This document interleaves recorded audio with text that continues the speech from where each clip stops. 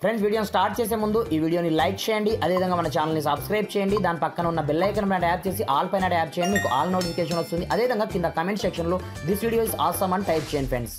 So hi friends, నా పేరు గణేష్, మీరు చూస్తున్నారు KGN digital YouTube channel. Friends, ఇకపోతే ఈ 2024లో మనం ఫోన్పే అకౌంట్ని కొత్తగా ఏ విధంగా క్రియేట్ చేసుకోవాలో చూపిస్తాను ఫ్రెండ్స్. చాలా అంటే చాలా ఈజీ ప్రాసెస్ అయితే ఉంటుందన్నమాట. చాలామందికి ఇప్పటివరకు ఫోన్పే అకౌంట్ని ఏ విధంగా క్రియేట్ చేసుకోవాలో కూడా తెలియదు ఫ్రెండ్స్. అలాంటప్పుడు నేను స్టెప్ బై స్టెప్ మొత్తం ప్రాసెస్ మీకు చూపిస్తాను. మీరు మాత్రం వీడియోని ఎక్కడ కూడా స్కిప్ చేయకుండా కొంచెం లాస్ట్ వరకు చూడండి ఫ్రెండ్స్. అలాంటప్పుడే నేను చెప్పే కాన్సెప్ట్ మీకు కరెక్ట్ అర్థం కావడం జరుగుతుందన్నమాట. మరి ఇంకెందుకు ఆలస్యం, లెట్స్ స్టార్ట్ అవర్ టాపిక్.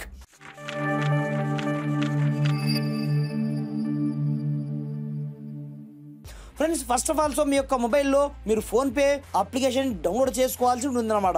దీని డిస్క్రిప్షన్లో ఆల్రెడీ ఫోన్పే అప్లికేషన్ యొక్క లింక్ అయితే ప్రొవైడ్ చేయడం జరిగింది. అక్కడ నుంచి ముందుగా ఈ ఫోన్పే అప్లికేషన్ డౌన్లోడ్ అయితే చేసుకోండి.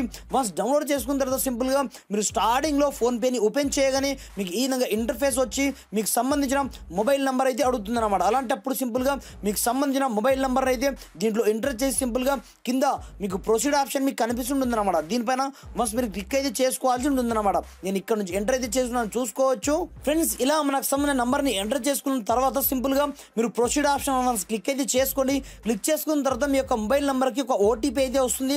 ఆ ఓటీపీ ఆటోమేటిక్గా డిటెక్ట్ అయితే చేసుకుంటుంది అనమాట. ఇలా డిటెక్ట్ చేసుకున్న తర్వాత మీకు ఫోన్పే అకౌంట్ ఇక్కడ నుంచి లింకింగ్ ప్రాసెస్ అయితే స్టార్ట్ అవుతుంది. అలాంటప్పుడు ఏదైనా పర్మిషన్స్ అడిగితే వాటిని మీరు గ్రాంటెడ్గా ఇలా అలో అయితే చేయవలసి ఉంటుందన్నమాట. మీరు ఆల్ ఇన్ వన్ పర్మిషన్ని గ్రాంటెడ్గా అలో చేసుకున్న తర్వాత మీరు ఆల్ పర్మిషన్ ఏ మాత్రం మిస్ చేయొద్దు అన్నమాట.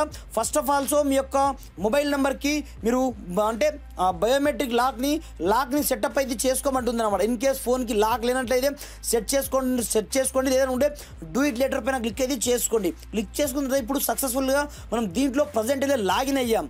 లాగిన్ అయిపోయిన తర్వాత మనకు సంబంధించిన బ్యాంక్ అకౌంట్ని మనం రెండు రకాలుగా యాడ్ అయితే చేసుకోవచ్చు. ఇక్కడ నుంచి ఇక్కడ మీకు చెక్ బ్యాలెన్స్ ఆప్షన్ కనిపిస్తుంటుంది, లేదనుకుంటే మీకు సంబంధించిన పైన ప్రొఫైల్ ఐకాన్ మీకు కనిపిస్తుంటుంది అనమాట. అలాంటప్పుడు ఈ రెండింటిపైన మీరు దేనిపైన మీరు క్లిక్ చేసిన అదే ఆప్షన్ అయితే వస్తుంది. అలాంటప్పుడు మీకు ఉన్న ప్రొఫైల్ మనం క్లిక్ అనేది చేసుకోండి.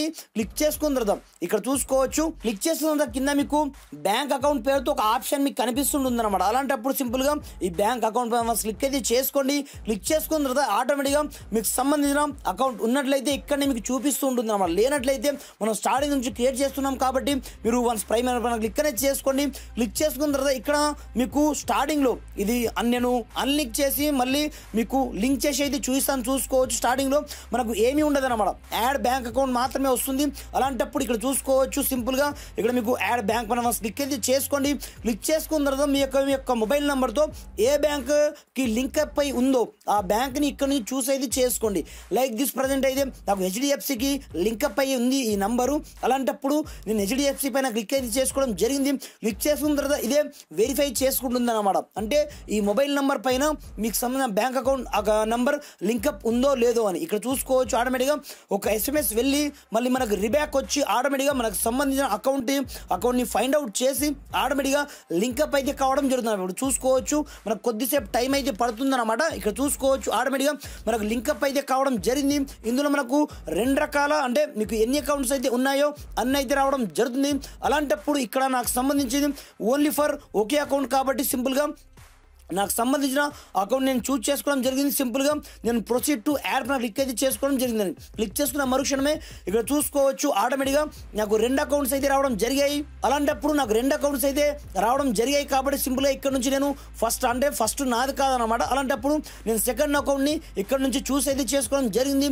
చూస్ చేసుకున్న తర్వాత కింద మీకు కన్ఫర్మేషన్ ఆప్షన్ కనిపిస్తుంటుంది అనమాట. దీనిపైన క్లిక్ చేసుకున్న మరుక్షణమే మనకు సక్సెస్ఫుల్గా మనకు సంబంధించిన అకౌంట్ అయితే యాడ్ కావడం జరుగుతుంది.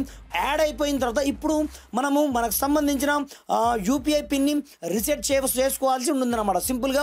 అలాంటప్పుడు కింద మీకు రీసెట్ యూపీఐ పిన్ ఆప్షన్ మీకు కనిపిస్తుంటుంది. అలాంటప్పుడు దీనిపైన క్లిక్ అయితే చేసుకోండి. క్లిక్ చేసుకున్న తర్వాత మీకు సంబంధించిన డెబిట్ కార్డ్ యొక్క లాస్ట్ 6 డిజిట్స్ నెంబర్తో పాటుగా మంత్ అండ్ ఇయర్ని మీరు ఎంటర్ అయితే చేసుకోవాల్సి ఉంటుందన్నమాట. నేను ఎంటర్ అయితే చేసుకున్నాను, చూసుకోవచ్చు. ఇక్కడ నుంచి ఇలా ఎంటర్ చేసుకున్న తర్వాత సింపుల్గా మీరు ప్రొసీడ్ పైన క్లిక్ అయితే చేసుకోండి. క్లిక్ చేసుకున్న తర్వాత ఆటోమేటిక్గా ఒక ఓటీపీ అయితే వస్తుంది. ఆ ఓటీపీ ఆటోమేటిక్గా వెళ్ళిపోతూ ఉంటుంది అనమాట.